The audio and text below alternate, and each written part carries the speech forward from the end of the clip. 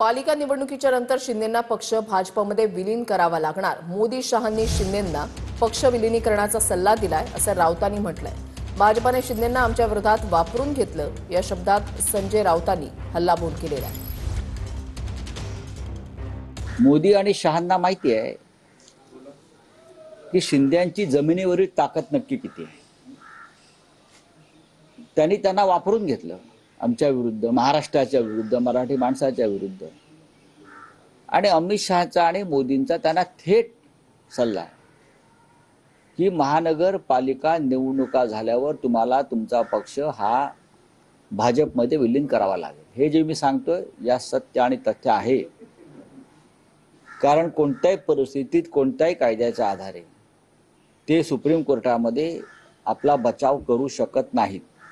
महापालिका निवडणुका झाल्यानंतर पगारी नेते संजय राऊत हे उभाटा गटाला काँग्रेसमध्ये विलीन करणार आहेत आणि त्या बदल्यामध्ये राहुल गांधी यांची त्यांनी सुपारी घेतली आहे की उभाटा गटाला महापालिका निवडणुका झाल्यानंतर काँग्रेसमध्ये मी विलीन करणार आणि त्या बदल्यामध्ये संजय राऊत यांना राज्यसभेची खासदारकी मिळावी यासाठी संजय राऊत यांनी ही सुपारी घेतलेली आहे।